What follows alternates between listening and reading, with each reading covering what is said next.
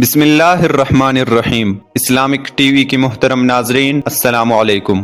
دوستو، یہ قصہ بزبان حضرت مجاہد رحمت اللہ علیہ مروی ہے کہ اگلے زمانے میں ایک عورت حاملہ تھی۔ جب اسے درد ہونے لگا اور بچی ہوئی تو اس نے اپنی ملازم سے کہا کہ جاؤ کہیں سے آگ لے آؤ۔ وہ باہر نکلا تو دیکھا کہ دروازے پر ایک شخص کھڑا ہے، پوچھتا ہے کہ لڑکی ہوئی ہے یا لڑکا؟ تو ملازم نے اس سے کہا کہ لڑکی ہوئی ہے۔ یہ سن کر اس شخص نے ملازم سے کہا کہ لڑکی 100 آدمیوں سے خلوت کرائے گی، پھر اس کی وہاں اب جو شخص ملازم ہے اسی سے اس کا نکاح ہوگا اور ایک مکڑی اس کی موت کا باعث بنے گی۔ وہ ملازم یہیں سے پلٹ آیا اور آتی ہی ایک تیز چھری لے کر اس لڑکی کی پیٹ کو چیر ڈالا اور اسے مردہ سمجھ کر وہاں سے بھاگ نکلا۔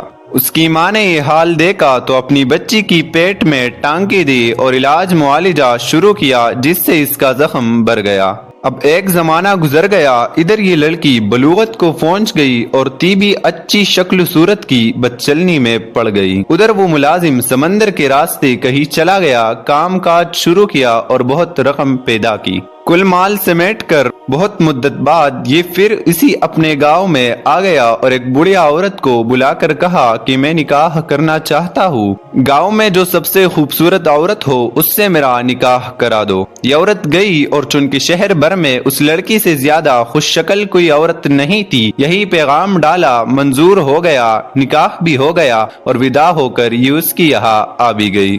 دونوں میاں بیوی میں بہت محبت ہو گئی۔ ایک دن ذکر اذکار میں اس عورت نے اس سے پوچھا، آخر آپ کون ہے، کہاں سے آئے ہیں، یہاں کیسے آ گئے وغیرہ۔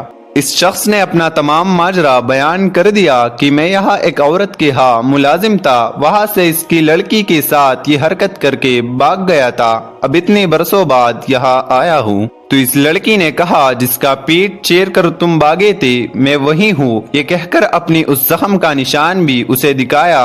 تب تو اسے یقین آ گیا اور کہنے لگا، جب تو وہی لڑکی ہے تو ایک بات تیری نسبت مجھے اور بھی معلوم ہے، وہ یہ کہ تم مجھ سے پہلے 100 آدمیوں سے مل چکی ہے۔ اس لڑکی نے کہا، ٹھیک ہے، یہ کام تو مجھ سے ہوا ہے لیکن گنتی مجھے یاد نہیں۔ تو اس شخص نے کہا کہ مجھے تیری نسبت ایک اور بات بھی معلوم ہے، وہ یہ کہ تیری موت کا سبب ایک مکڑی بنے گی۔ خیر، چونکہ مجھے تجھ سے بہت زیادہ محبت ہے، میں تیرے لیے ایک بلند و بالا، پختہ اور اعلیٰ محل تعمیر کرا دیتا ہوں، وہاں تو رہ تاکہ وہاں تک ایسے کیڑے مکوڑے پہنچ ہی نہ سکے۔ چنانچہ ایسا ہی محل تعمیر ہوا اور یہ وہاں رہنے سہنے لگی۔ ایک مدت کے بعد ایک روز دونوں میاں بیوی بیٹھے تھے کہ اچانک چھت پر ایک مکڑی دکھائی دی۔ اسے دیکھتی ہی اس شخص نے کہا، دیکھو آج یہاں مکڑی دکھائی دی۔ عورت بولی، اچھا یہ میری جان لیوا ہے۔ جب ہی سہمی کہ میں اس کی جان لوں، غلام کو حکم دیا کہ اسے زندہ پکڑ کر میرے سامنے لاؤ۔